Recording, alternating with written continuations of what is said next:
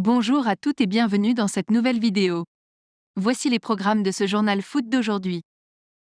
Robert Lewandowski fait une annonce radicale pour son avenir. Le FC Barcelone donne des nouvelles de Marc-André ter Stegen. Bruno Guimaraes et 3 autres milieux de terrain pistés par le Barça. Alphonso Davies part au bras de fer avec le Bayern Munich. Thomas Tuchel donne des nouvelles sur la blessure de Jamal Musiala. Pour savoir tous les détails, je vous invite de rester jusqu'à la fin de la vidéo. Merci et bon visionnage. On commence.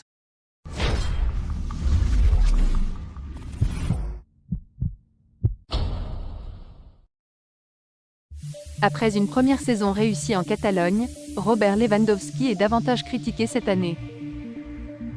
Et alors que des rumeurs annoncent un désir du Barça de s'en séparer, le buteur a fait le point sur ses envies. Le Polonais commence à voir sa cote baisser à Barcelone. Arrivé la saison dernière en provenance du Bayern Munich en échange de 50 millions d'euros, l'attaquant polonais avait parfaitement répondu aux attentes en inscrivant 33 buts et 8 passes décisives en 46 matchs toutes compétitions confondues. Mais cette saison, le bilan est moins fameux. En 17 rencontres, le buteur de 35 ans n'a marqué que 8 fois et 4 assists. Un rendement moins bon qui inquiéterait les dirigeants blaugrana. La donne est facile à comprendre. Vu son âge et son contrat évolutif, Lewandowski touche cette saison 26 millions bruts et 32 la saison prochaine. Dans ce cas, le Barça serait prêt à se séparer du Polonais l'été prochain pour éviter de payer très cher un joueur vieillissant. Sauf que le principal intéressé ne semble pas vouloir quitter la Catalogne. Dans un entretien accordé au club des Deportistas relayé par Marca, l'attaquant culé s'estime encore bon pour le service.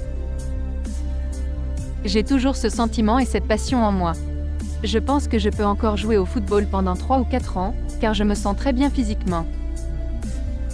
Lancé sur les critiques au sujet du jeu stéréotypé du FC Barcelone sous Xavi, Lewandowski ne s'est pas démonté.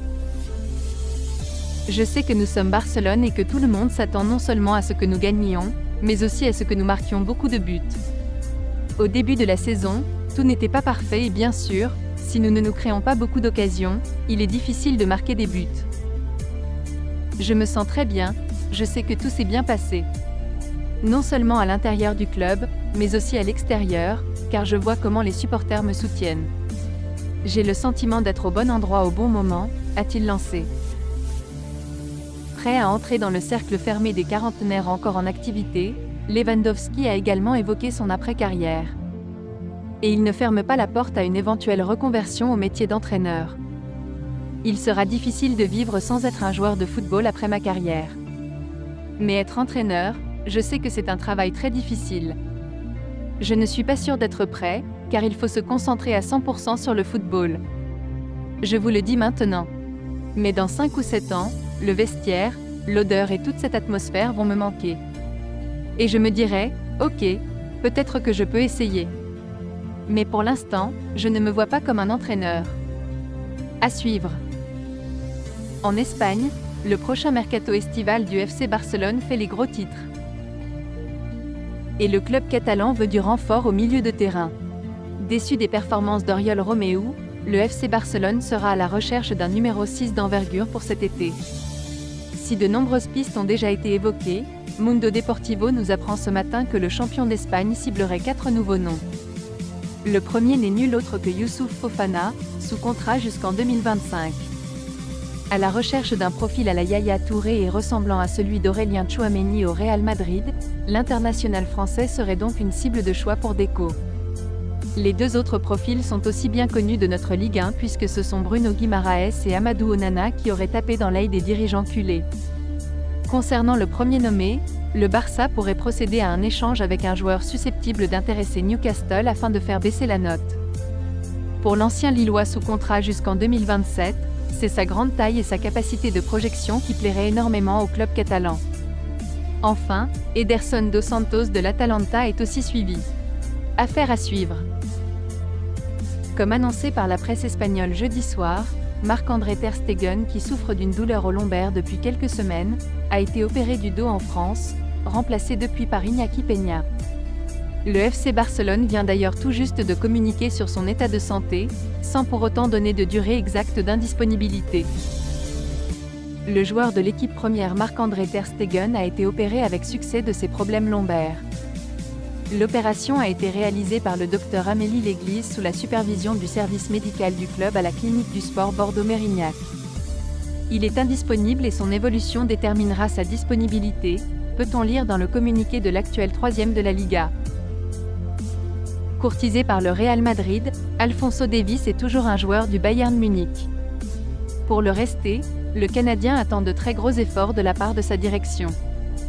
Le Real Madrid avance ses pions. Si Carlo Ancelotti a annoncé qu'il n'y aurait a priori pas de renfort cet hiver, mais pour cet été, c'est une toute autre histoire. Ce n'est pas un secret, les merengues veulent mettre la main sur un attaquant de classe mondiale. Kylian Mbappé et Erling Haaland ont les faveurs de Florentino Pérez. Hier, AS a d'ailleurs expliqué que le président madrilène composait un ultimatum aux Français.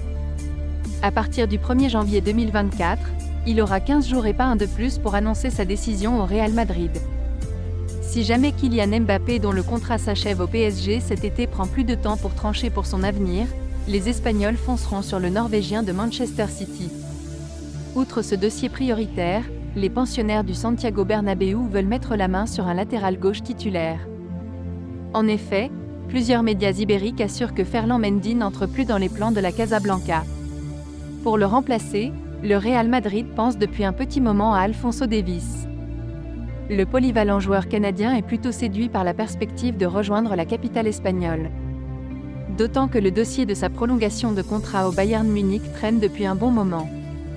Les discussions ont débuté depuis la saison dernière, mais le départ du directeur sportif Hassan Salihamidzic durant l'été a freiné les négociations.